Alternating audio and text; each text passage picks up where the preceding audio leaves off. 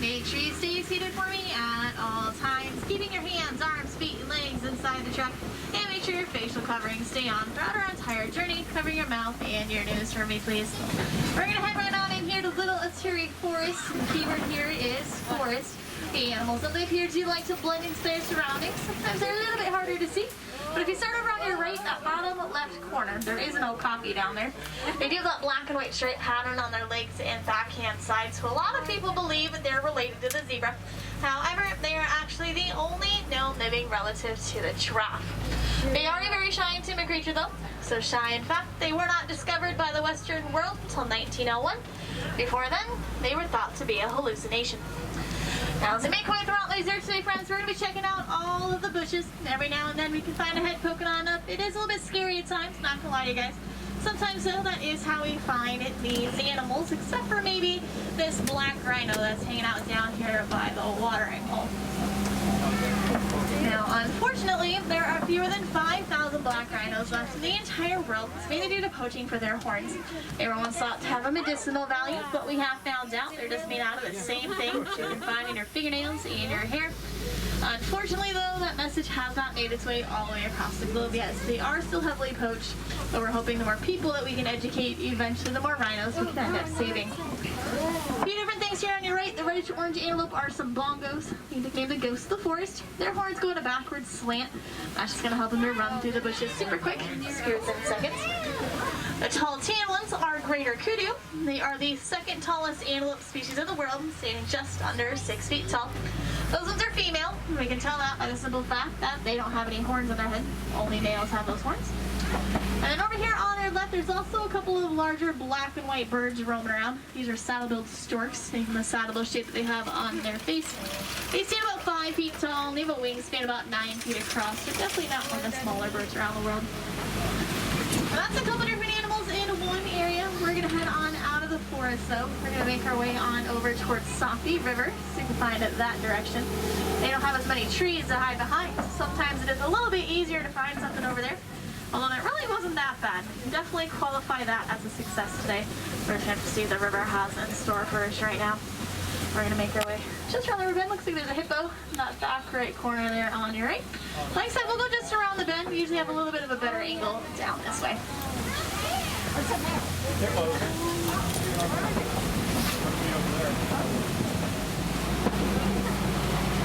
We do have a couple back here behind the island on our left-hand side. Now, hippos will spend a good majority of their day in the water. It's normally once the sun goes down that they are more likely to come up on land and get some much-needed food. But they can hold their breath about 8 minutes at a time, so you don't always see them if they are around. There are a few of them down here, though, so it's a nice little group. Sounds a bloat. But they don't really swim. What they're mainly going to do is sink down to the bottom, and then they're going to run along the bottom of the river. Looks like one of them was about halfway out of the water over here. Let's see if it's made its way out or not. Not quite. Actually sunk right back down. That's okay. Keep it there. There's also some larger grayish white birds that are back on the first island. Those are pink-backed pelicans. They do get their name from the pink coloration that appears on their backhand side during the mating season. But here's a hippo out of the water. He's a little bit tricky just because the guardrail is so close. He's about 3,500 pounds. Remember to stay seated for me, guys. There's also some very large now crocodiles over here. These guys are about 18 to 20 feet long, which is the same length as a giraffe this tall. And if they stay completely still in the water, they can hold their breath about 2 hours at a time. And they do have a jaw pressure of about 2,000 pounds per square inch. Now, shockingly enough, now crocodile is not the most aggressive animal in all of Africa. That title has been given to the hippo. They're a very territorial animal. They really don't like anyone invading their space. So we're going to go check out the Savannah next. That is normally where we can find some of those more popular animals. Hopefully they're pretty active right now, making their way through the area. Now you guys see some great views while we are down there today. We're just going to make a quick little pass by this very large tree coming up over here on our right-hand side. This is a baobab tree. Its nickname, however, is the upside-down tree, because it kind of just looks like it has a drip done up in the air.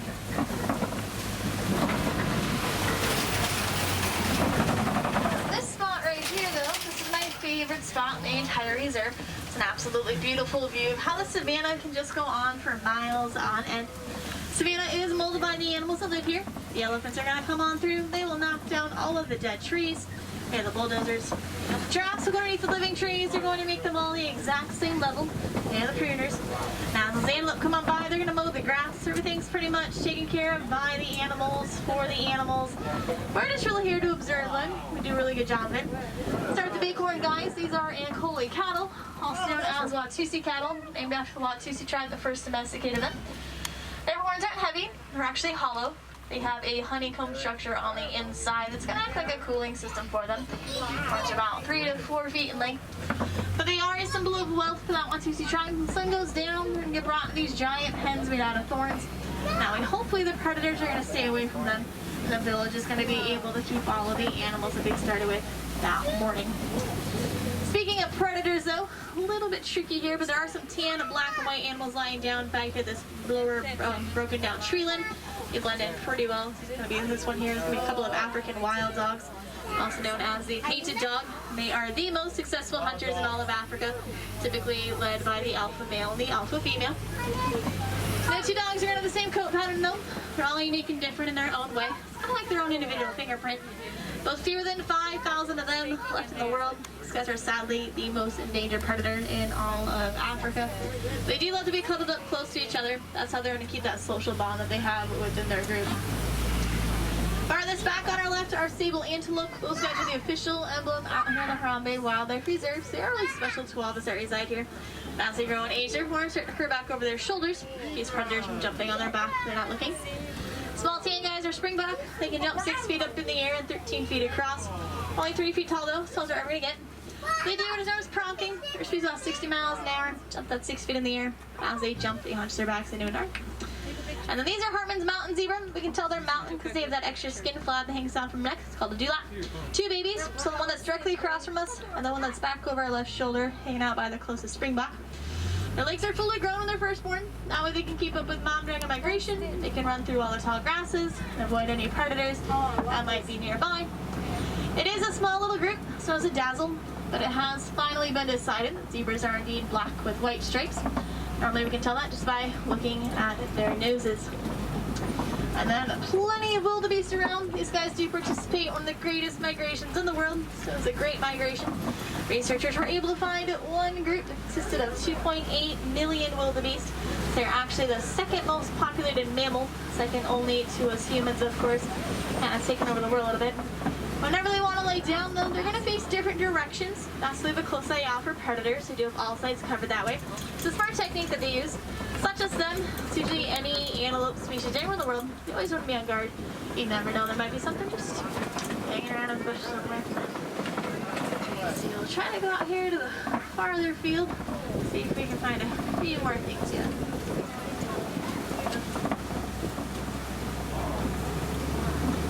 All these really tall red mounds that are around. These are termite mounds. They're as hard as concrete. So animals like the giraffes and elephants do like to use them as a scratching post. They eventually get worn down.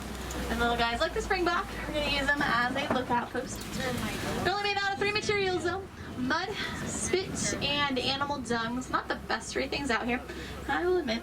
But you can only work with so much when you are the size of a termite. And as you guys can see, there's really not too much around here for them. So they did have to get a little creative. Actually, a little too creative for my liking. Very happy I'm not a termite. Everyone else, way too much for that.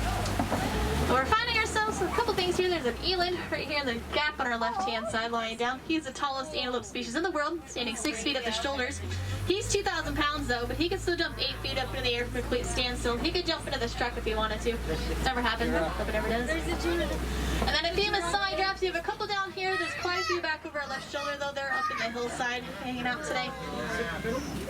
But there is a teenager a little bit farther back. She just barely makes it up over the cliff there. But it is a nice group. It's known as a tower. Now, as they make their way through the area, they do get the nickname the journey. Sometimes you can hear either word being used. They do only have 7 vertebrae in their neck, which is the same when we have in ours. They're just larger.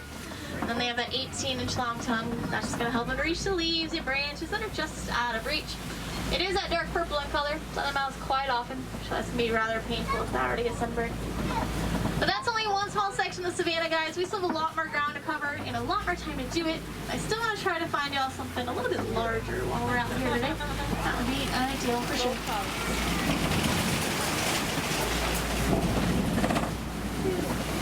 Well, not exactly. exactly what I had in mind, but there are a couple of mandrills out here on our left.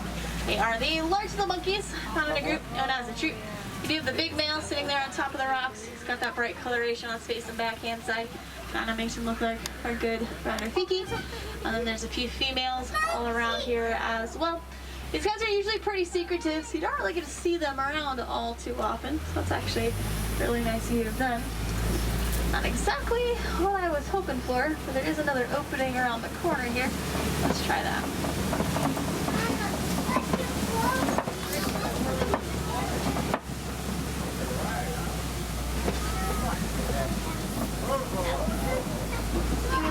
That's okay. I still know a couple other areas to go try out. The place that I want to take you guys next, though, that does actually require us to get over this little old bridge right here. We should be okay with this thing, though. We put some duct tape on it earlier this morning, so we're going to give it a go and see how it's doing.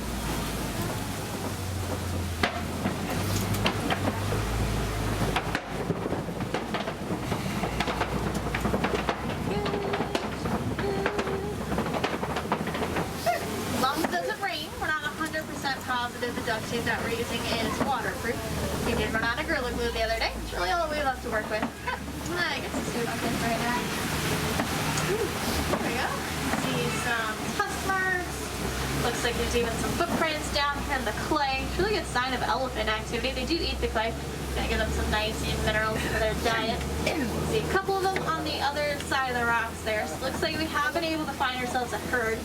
Usually adult females. They're going here and there.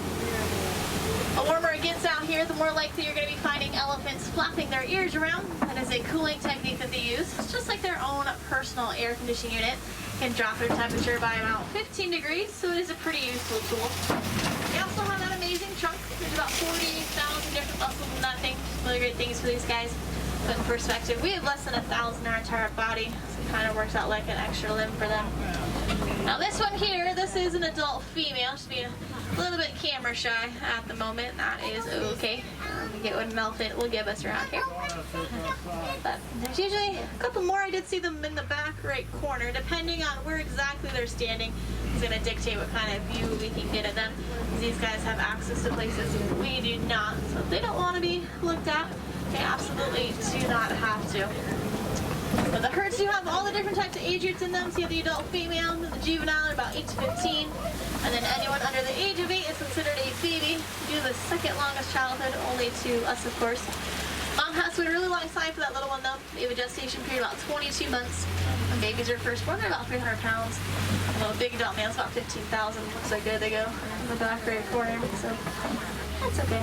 We'll try them out later.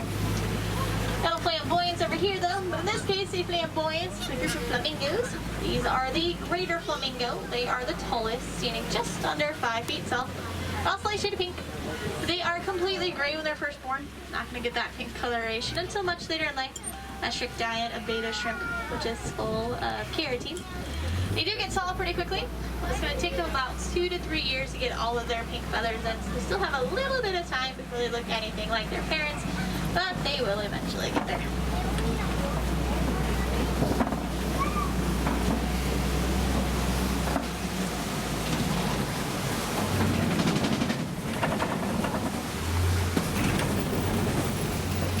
And a few scimitar horned oryx around the corner here. These guys are a desert antelope species that have the ability to go 9 months without a single drop of water. They get all the water that they need from the food that they eat. Won't even start sweating until they reach an internal body temperature of about 115 degrees Fahrenheit. They're not really doing so well, though. They did go completely extinct in their natural environment, but just as of 2016, researchers were able to release a few captive populations back on out there. Hopefully now those numbers start to grow a little bit. There's an ostrich down the road on your right. She is the largest of the birds. They can't fly, but to make up for it, they do reach speeds about 40 miles an hour. That one was a female. You can tell that by the simple fact that she had gray feathers and not jet black like a male is going to have. So we're going to start to come through some big cat territory now. This is a good time to keep an eye out for some felines. Might be hanging around in the area, and I can just about see one here. So we got this big rock formation here on your left-hand side.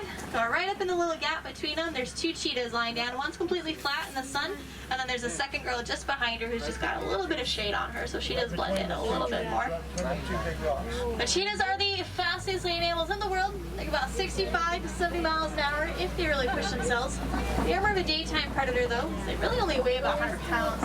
Next to their larger cousins and are more active during the evening hours. One of the very few big cats that do not roar. They purr, make a chirping noise. Kind of makes them sound like a bird. So you have those two. And then there's one back here about the middle right corner lying down as well. And then there's one in the very bottom right corner I can see as well. It is rare to find a group, but when we do, it's known as a coalition of cheetahs. And a good majority of the time they are related to each other one way or another.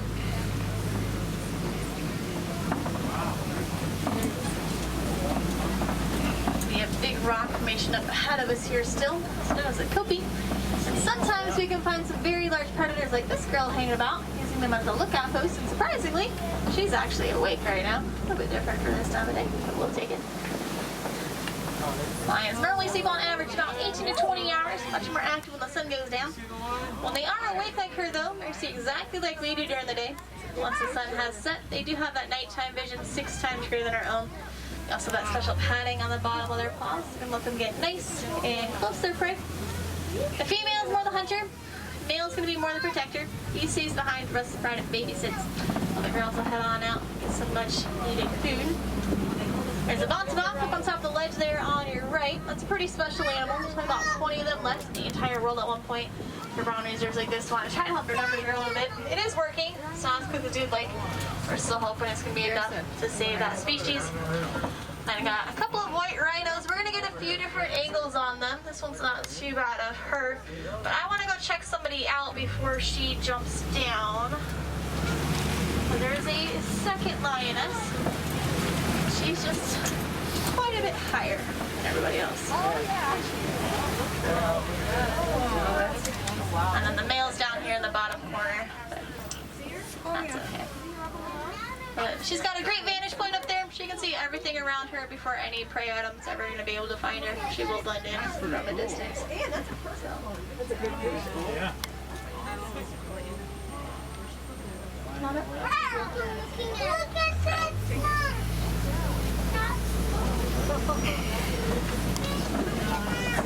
Pretty large burrows around the corner here. It's usually a great place to try to find a couple of warthogs. There's one right here in the corner behind the broken down tree.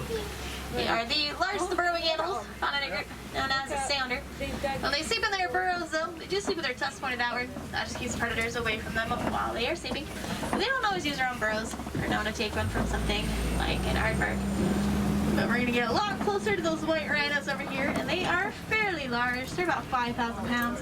As in the black rhino that we saw earlier, it's really only about 3,000. All rhino species do have horrible vision. They only see about 3 to 4 feet in front of them, so they definitely rely on that sense of hearing and smell to make up for it. It's because of the lack of vision they do easily get spooked. So you usually want to try to give them a little bit of room, something about 35 miles an hour. We do not anywhere near it. They are going to be the only rhino species that's going to come together for other than mating purposes. Everybody else normally stick to their own. It's very similar to elephants, few adult females, a younger one here and there. It's known as a crash.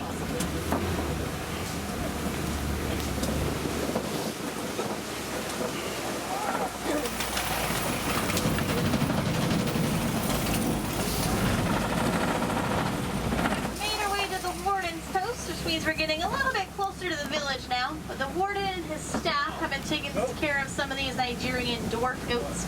They are a miniature goat species that was originally found in West Africa, but they've become very popular with farmers all around the world due to their size. They don't need that much space, which means they don't need that much food either. But they do have a rich milk content, which definitely comes in handy nutritionally. Also economically, farmers can sell that milk and get a little bit of extra money. But the hope is by having a relationship with domesticated animals that people all around the world will never have to go back out into the wild, go after local wildlife for things like bushmeat. And with that, we're going to start start to make our way back towards the village. But here in the Harambee Wildlife Reserve, we do take great pride in being part of the Disney Conservation Fund. The fund does help out some of the animals like you guys were able to see today. One of their biggest projects has helped out elephants. Researchers have accidentally discovered that elephants are afraid of bees. They put feline fences around the farms of Africa to keep the animals out. That way, hopefully, they will not trample the crops. It is a win-win situation. Unfortunately, if those animals were to get too close to villagers and end up poaching them, hopefully this can stop that. Sadly, there's still about 96 elephants that are poached every single day for those tusks. If they do the math on that, that is one elephant approximately every 15 minutes. If that trend were to continue, those animals are going to be extinct in the wild within the next 10 years, and we do not want that happening. So we're going to do everything that we possibly can, hopefully end poaching once and for all. Now friends, if I have any wilderness explorers on board, you have been on Simba 1, page 15 of your guidebook. Head on back towards the front of the safari, look for the little building that's right before us. They're going to be able to give you guys your badges out that way. You can hop on board the wilderness